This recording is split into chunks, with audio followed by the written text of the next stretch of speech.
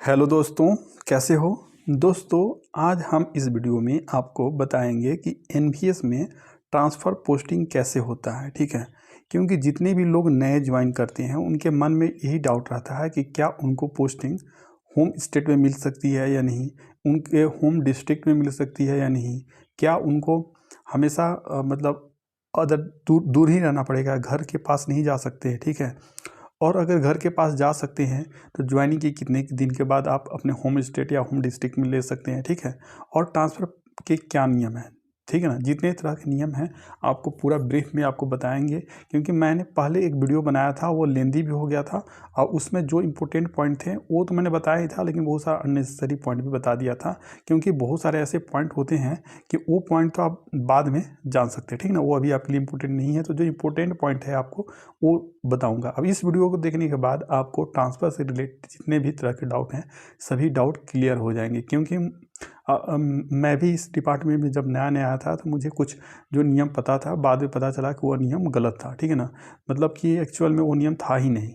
अब मैंने किसी किसी से पूछा तो उन्होंने जो बताया वही मुझे समझ में आया, उसी के आधार पर मेरे मन में डाउट था। ठीक है, लेकिन बाद में जब मैंने उसे अच्छे से पढ़ा, अच्छे से समझा, तो मुझे एक्चुअल में जो नियम है यहाँ ट्रांसफ़र पोस्टिंग का वो मुझे समझ में आया। और मुझे अभी 2 ईयर से ज़्यादा हो गया, 2.5 ईयर लगभग हो गया।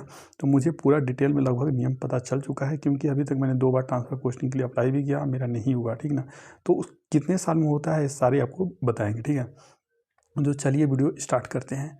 तो आप यहाँ देख सकते हैं कि एनवीएस का जो ट्रांसफ़र पॉलिसी का गाइडलाइंस है। ठीक है, तो यह जो गाइडलाइंस है टोटल 47 पेज का है और यह 28 जनवरी 2022 को रिलीज हुआ था। ठीक है, तो इसके जो इम्पोर्टेंट पॉइंट है वो आपको बताएंगे ताकि आपको कोई भी डाउट नहीं बचेगा। ठीक है ना, तो यहाँ पर जो इम्पोर्टेंट पॉइंट है उस पर आपको डायरेक्ट ले चलते हैं। ठीक है ना, तो चलिए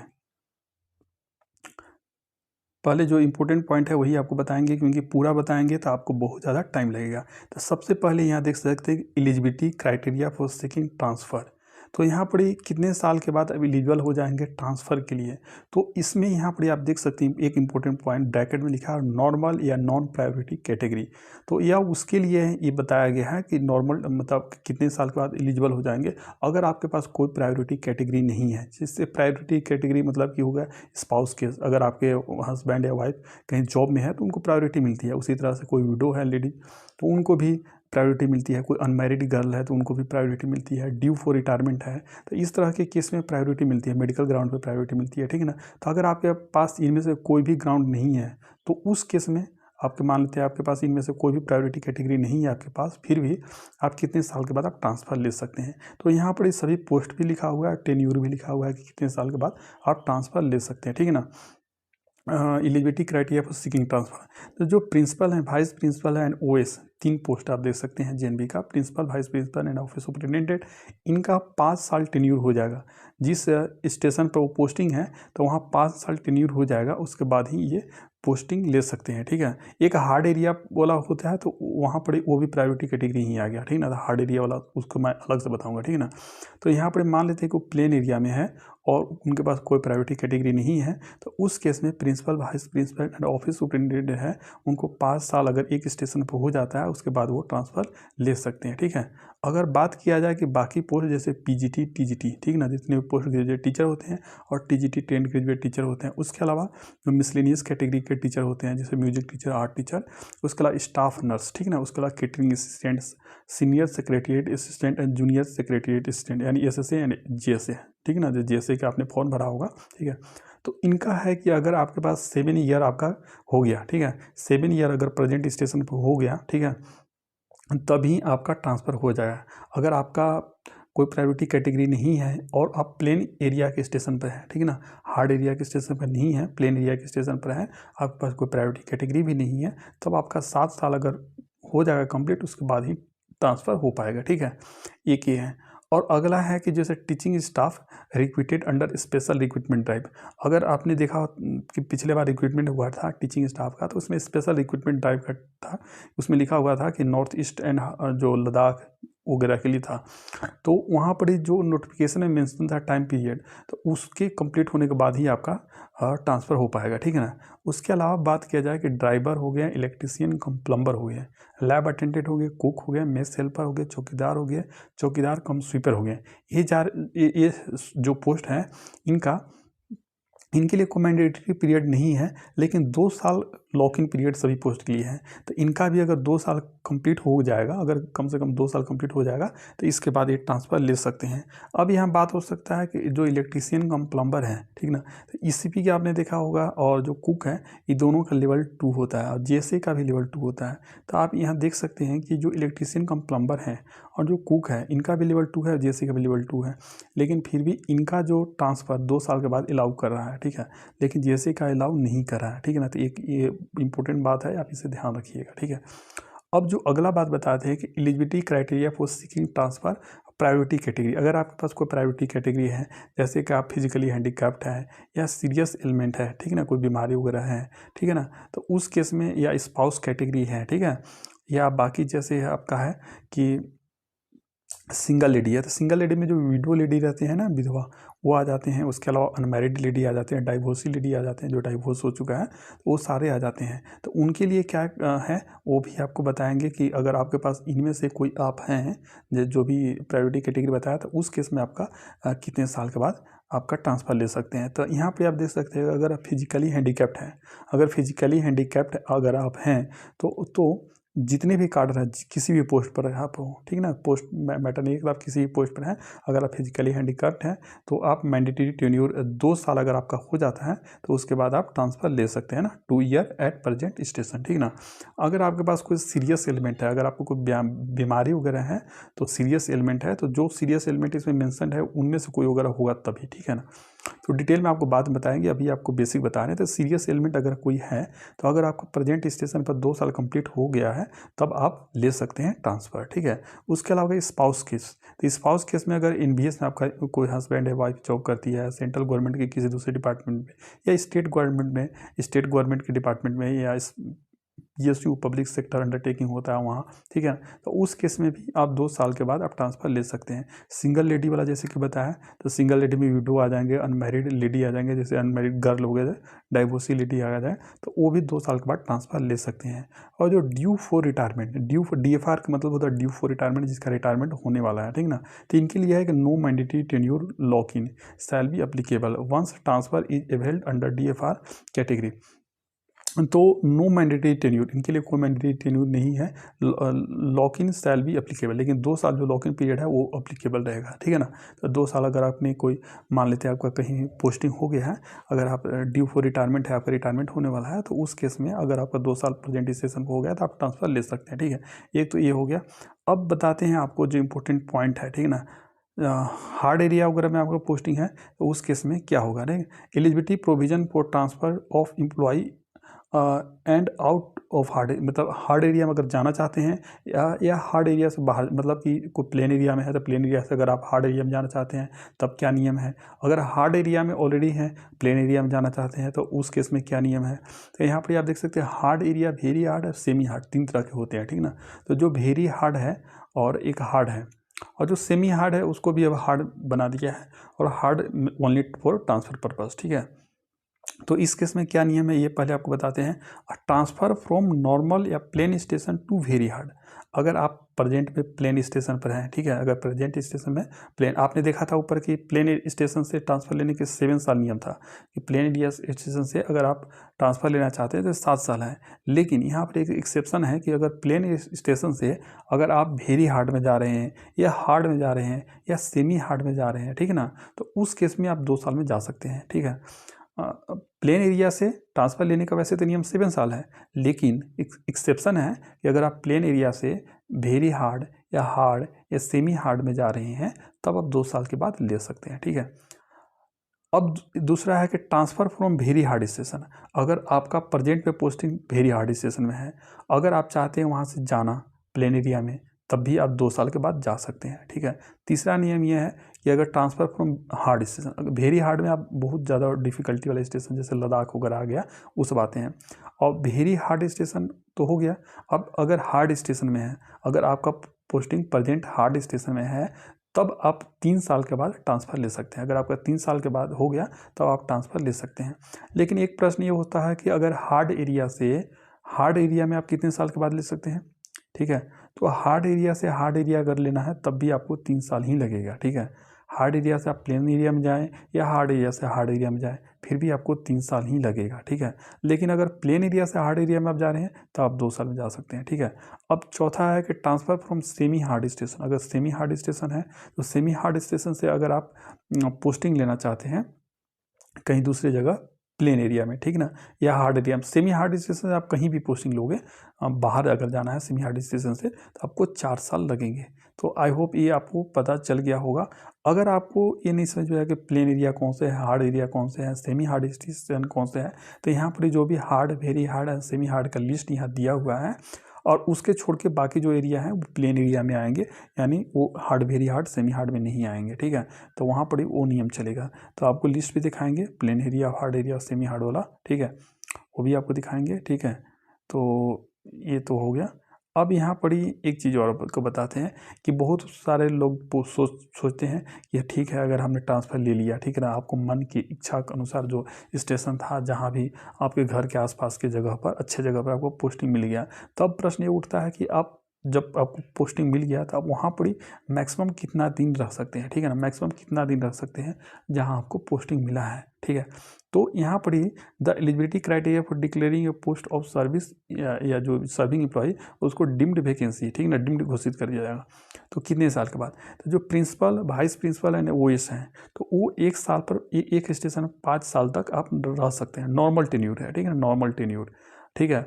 तो नॉर्मल 5 साल तक रह सकते हैं। अगर 5 साल तक आप ट्रांसफ़र नहीं लेते हैं 5 साल तक तो आपका स्टेशन को डिम्ड वैकेंसी घोषित कर दिया जाएगा, यानी वहाँ पर कोई अप्लाई कर सकता है। अगर कोई अप्लाई कर देगा तो आपको छोड़ के जाना पड़ेगा, अगर कोई अप्लाई नहीं करता है तो फिर आपको रहना पड़ेगा, ठीक है।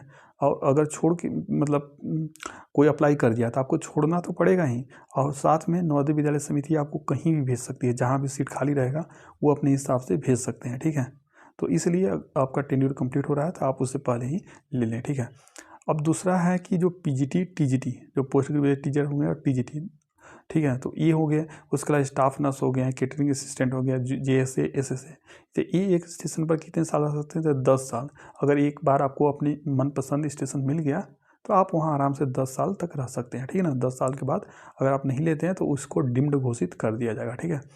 तीसरा है कि ड्राइवर हो गया, जो ड्राइवर का पोस्ट है ECP, electrician cum plumber, lab attendant, cook, mess helper, चौकीदार कम स्वीपर, तो इनके लिए नो डिम्ड डिक्लेरेशन, यानी इन्होंने अगर एक बार अपने मनपसंद स्टेशन ले लिया, ठीक है, अपने घर के पास, अपनी स्टेट में या अपने डिस्ट्रिक्ट में, सबसे बड़ी बात है कि जो ड्राइवर, इलेक्ट्रीशियन कम प्लम्बर और लैब अटेंडेंट वगैरह है अपने होम डिस्ट्रिक्ट में भी पोस्टिंग ले सकते हैं। इनके छोड़ के driver, electrician cum plumber, lab attendant, cook, mess helper, चौकीदार कम स्वीपर, ये सारे पोस्ट है अपने होम डिस्ट्रिक्ट, अपने गृह जिला में भी पोस्टिंग ले सकते हैं, ठीक है। और इनको छोड़ के जो बाकी पोस्ट है वो अपने होम स्टेट में पोस्टिंग ले सकते हैं। होम स्टेट के किसी भी जिला में पोस्टिंग ले सकते हैं, अपने होम डिस्ट्रिक्ट को छोड़ के, जिस जिला में उनका घर है उस जिला को छोड़ के अपने राज्य के किसी भी जिला में पोस्टिंग ले सकते हैं। ऑल इंडिया में कहीं भी पोस्टिंग ले सकते हैं, केवल अपने जिला को छोड़ के, अपने डिस्ट्रिक्ट को छोड़ के, ठीक है। और तो इनके लिए एक बेनिफिट हो जा रहा था। Driver, electrician cum plumber, lab attendant, cook, mess helper, ये जो पोस्ट हैं चौकीदार वगैरह, इनको बेनिफिट ये है कि अपने होम जिला में, अपने आपका जो गृह जिला है, होम डिस्ट्रिक्ट, उसमें पोस्टिंग ले सकते हैं, ठीक है, अपने घर के पास रहेंगे। दूसरी फ़ायदा ये है कि अगर एक बार आपने अपनी जगह पर पोस्टिंग ले लिया तो आपको जितना दिन मर्द आप अपने लाइफ टाइम पूरा सर्विस वहाँ आराम से कर सकते हैं, आपको वहाँ से हटाया नहीं जाएगा, कहीं डिस्प्लेस नहीं किया जाएगा। बाकी पोस्ट का आप देख सकते हैं ये 10 साल है ये सारे पोस्ट का, और जो ऊपर प्रिंसिपल, वाइस प्रिंसिपल, वो इसका 5 साल के बाद उनको जाना पड़ेगा। लेकिन जो driver, electrician cum plumber, lab attendant, cook, mess helper, चौकीदार कम स्वीपर, इनके लिए कोई ऐसा नहीं है, ठीक है ना। जो रीजनल लैंग्वेज टीचर है उनके लिए रोटेशनल ट्रांसफ़र पॉलिसी अलग से है, तो उसके बारे में आपको बताएंगे, ठीक ना। अब जब भी आप ट्रांसफ़र पोस्टिंग भरते हैं तो वहाँ पर 2-3 टर्म आती है, एक एक्चुअल वैकेंसी आती है, एक प्रोटेक्टेड डिम्ड आती है और एक डिम्ड आती है, ठीक ना। तो ये 3 वर्ड आपको ज़रूर समझना चाहिए ताकि आप जब ट्रांसफ़र पोस्टिंग भरते हैं तो आपको कोई दिक्कत ना हो। एक्चुअल वैकेंसी वो होती है कि जहाँ पर एक्चुअल में पोस्ट खाली है, ठीक ना, जहाँ आप ट्रांसफ़र भर रहे हैं वहाँ पर उस पोस्ट खाली है, वैकेंट है, ठीक है ना, तो उसको एक्चुअल वैकेंसी बोलेंगे। और जो डिम्ड होता है, डिम्ड उसे बोलते हैं कि वहाँ पर जो स्टाफ है, ठीक है ना, उसका टेन्यूर कंप्लीट हो गया। जैसे कि जैसे है पीजीटी है, टीजीटी उनका 10 साल होता है, उनका 10 साल कंप्लीट हो गया, फिर भी उन्होंने ट्रांसफ़र लेकर कहीं दूसरी जगह नहीं गया, तो इसलिए उस पोस्ट को डिम्ड घोषित कर दिया गया। तो डिम्ड घोषित कर दिया गया, इसका मतलब है कि अगर कोई वहाँ दूसरा कोई ट्रांसफ़र भरता है तो इनको छोड़ के जाना पड़ेगा, इनको छोड़ के कहीं दूसरी जगह जाना पड़ेगा, ठीक है। तो डिम्ड मतलब ये हो, तो डिम्ड जहाँ वैकेंसी है वहाँ भर सकते हैं, ठीक है, कोई दिक्कत नहीं होगा। एक्चुअल वैकेंसी है वहाँ भी भर सकते हैं। जहाँ प्रोटेक्टेड डिम्ड है वहाँ आप नहीं भर सकते। अगर प्रोटेक्टेड डिम्ड है वो होता है कि उसका टेन्यूर कंप्लीट हो गया, लेकिन किसी प्रायोरिटी कैटेगरी के कारण, ठीक है ना, उसको वहाँ से डिस्प्लेस नहीं किया जा सकता, इसलिए उसको प्रोटेक्टेड डिम्ड, जहाँ प्रोटेक्टेड डिम्ड है वहाँ आपको नहीं भरना होगा। जहाँ वैकेंसी एक्चुअल वैकेंसी है या डिम्ड वैकेंसी है वहाँ भर सकते हैं, ठीक है ना। तो ये सारी आपने देख लिया, ठीक है ना। और सिंगल लेडी वगैरह के लिए आपने देख लिया। अब इसके लिए कौन सा सर्टिफिकेट, जैसे स्पाउस कैटेगरी है उसके लिए सर्टिफिकेट लगानी पड़ेगी, ड्यू फॉर मेडिकल है तो उसके लिए सर्टिफिकेट लगानी पड़ेगी। अगर आपके पास सर्टिफिकेट रहेगा तभी उस कैटेगरी के लिए आप क्लेम कर पाएंगे, ठीक है ना। ऐसा नहीं है कि आप बस भर दिए तो हो जाएगा। और जो प्रायोरिटी कैटेगरी है उसका लिए जैसे बहुत सारे लोग हैं उसके पास बहुत सारे प्रायोरिटी कैटेगरी है, किसी के पास हार्ड एरिया वाला भी है, स्पाउस कैटेगरी भी है, मेडिकल भी है, फिजिकल हैंडीकैप्ड है, तो किसको प्रेफरेंस सबसे ज़्यादा मिलेगा। कोई स्टेशन एक जगह खाली है, वहाँ 3-4 लोग भर दिए हैं और सभी के पास प्रायोरिटी कैटेगरी है, तो सबसे ज़्यादा प्रेफरेंस किसको मिलेगा, तो ट्रांसफ़र ऑफ एम्प्लॉई और फिजिकल हैंडीकैप्ड, जो फिजिकली हैंडीकैप्ड है उसको सबसे ज़्यादा प्रेफरेंस मिलेगा। अगर एक ही स्टेशन पर 3-4 लोग भर दिए हैं जिसके पास अलग अलग तरह के प्रेफरेंस है, तो जो फिजिकली हैंडीकैप्ड वाला भरा उसको सबसे पहला प्रायोरिटी मिलेगा, ठीक है ना। दूसरा में किसको मिलेगा, और transfer of employee of medical category, अगर कोई मेडिकल ग्राउंड पर ट्रांसफ़र ले रहा है तो उसको सेकंड प्रेफरेंस मिलेगा। थर्ड प्रेफरेंस किसको मिलेगा, transfer of employee of very hard या सेमी हार्ड, अगर कोई सेमी हार्ड या वेरी हार्ड से अगर वहाँ भरा है तो उसको थर्ड प्रायोरिटी मिलेगा, ठीक है। फोर्थ प्रायोरिटी किसको मिलेगा, transfer of employee under NVS spouse category and single lady and NVS spouse category पर आप भरते हैं तो उस केस में आपको फोर्थ प्रायोरिटी मिलेगा। अगर transfer of employees under central state या स्पाउस कैटेगरी तो उस केस में आपको फिफ्थ प्रायोरिटी मिलेगा। Transfer of employee under DFR due for retirement वाला कैटेगरी में आप प्रायोरिटी लेते हैं तो उस केस में आपको छठा प्रेफरेंस मिलेगा। और ट्रांसफ़र ऑफ रेस्ट, और जो बाकी जो एम्प्लॉई हैं ना उनको लास्ट में प्रेफरेंस मिलेगा, ठीक है ना। तो ये सारी चीज़ें हैं। Allotment of priority category, rules of allotment of one station in request transfer, जब भी आप भरते हैं, ठीक ना, तो वह रिक्वेस्ट ट्रांसफ़र ही होता है, ठीक ना। तो उस केस का कुछ रूल्स बताया गया है कि among same level of priority category the station seniority shall be the deciding factor. अगर कोई सेम लेवल का है, जैसे मान लेते हैं 2 गो हार्ड स्टेशन वाला ही एक जगह पर भर देंगे तो उनमें से जो सीनियर है उसको प्रायोरिटी मिलेगा, इस तरह के। तो ये सारे इंपॉर्टेंट उतना नियम नहीं है, ठीक है, फिर भी मैं बता देता हूँ। In case of tie employee possessing multiple priority category shall get preference over the employee possessing single priority category. अगर 2 लोग भर दिए हैं, एक आदमी के पास 2-3 प्रायोरिटी कैटेगरी है, एक आदमी के पास एक ही प्रायोरिटी कैटेगरी है, तो जिसके पास 2-3 प्रायोरिटी कैटेगरी है उसको बेनिफिट मिलेगा, ठीक है ना, उसको प्रायोरिटी मिलेगा। ये सारे नियम है, ठीक है ना। अब और जो ट्रांसफ़र होता है, तो ट्रांसफ़र होता है तो दोस्तों इसका नियम है कि एक तो राउंड 1 में होता है, फिर राउंड 2 आता है, उसके बाद ग्रीवेंस राउंड होता है। राउंड 1 में जितने लोग भर देते हैं, ठीक है, अपना भर दिए, तो उसके बाद जो एलिजिबल है उनको मिल जाता है पोस्टिंग, जो एलिजिबल नहीं है उनको नहीं मिलता है, ठीक ना। फिर एक राउंड 2 आता है, तो राउंड 2 में फिर से भरा जाता है। तो अगर कोई अपना चेंज करवाना चाहता है, जैसे कि जो पहला राउंड में मिल गया तो वही तो मिल जाएगा, ठीक है ना, तो उसको चेंज अगर करवाना तो ग्रीवेंस राउंड में आप चेंज करवा सकते हैं, ठीक है ना। अगर सेकेंड राउंड में कोई खाली रह गया, ठीक है ना, फर्स्ट राउंड होने के बाद कोई सीट खाली रहता था कहीं कहीं, तो सेकेंड राउंड में फिर से फॉर्म भराएगा, ठीक है ना। अब फॉर्म भराएगा तो फिर जिसको नहीं मिला है फर्स्ट राउंड में अपने मनपसंद स्टेशन तो वो ले सकता है, ठीक है ना। थर्ड राउंड ग्रीवेंस राउंड होता है, उसमें अगर आप स्टेशन चेंज, आपको कोई स्टेशन मिल गया है, अगर आप उसको पसंद नहीं आ रहा तो आप चेंज भी करा सकते हैं, ठीक है। और अगर आपको सेकेंड राउंड में भी अपने मनपसंद स्टेशन नहीं मिल पाया, ठीक है ना, मतलब जहाँ आपको नहीं मिल पाया सेकेंड राउंड में भी, तो आप फिर से ग्रीवेंस राउंड में डाल सकते हैं, तो वहाँ से आपको मिलने की पॉसिबिलिटी रहती है, ठीक है ना। कोई ज़रूरी नहीं है कि मिल ही जाएगा, लेकिन मिलने की पॉसिबिलिटी पूरा रहती है, ठीक है। तो ये सारी चीज़ें देख सकते हैं। और जो हार्ड स्टेशन, वेरी हार्ड और सेमी हार्ड स्टेशन है, तो उसका अगर लिस्ट आपको देखना है, ठीक है ना, तो वो भी आपको बताऊँगा, ठीक है, तो वो भी आपको बताएंगे, ठीक है। तो उसके लिए एक अलग से वीडियो बनानी पड़ेगी, ठीक है ना, तो क्योंकि इस PDF में वो है भी नहीं, और उसके लिए एक दूसरा PDF है मेरे पास, ठीक है ना। तो वो वीडियो भी आप देख रहे हैं 19-20 मिनट की हो गया। तो वो जो station hard area, very hard, semi hard station के लिस्ट अगर आप देखना चाहते हैं तो आप मेरे चैनल को सब्सक्राइब कर लें। वैसे यहाँ पे आप देख सकते हैं, लेकिन ये अपडेटेड लिस्ट नहीं है, एक अपडेटेड लिस्ट है वो दूसरा है, ठीक ना। यहाँ पर वेरी हार्ड स्टेशन का नाम दिया हुआ है, तो आप स्क्रीनशॉट ले सकते हैं। हार्ड एरिया का भी दिया हुआ है, ठीक है ना। लेकिन ये अपडेटेड नहीं है, जो अपडेटेड है वो मैं अगले वीडियो में आपको दिखाऊंगा, ठीक है। तो अगर आपको वीडियो पसंद आए तो इसे लाइक करें, चैनल को सब्सक्राइब करें and share this video to your friends and relatives and comment करके बताना कि अगला वीडियो आपको कौन से टॉपिक पर चाहिए। Thank you friends.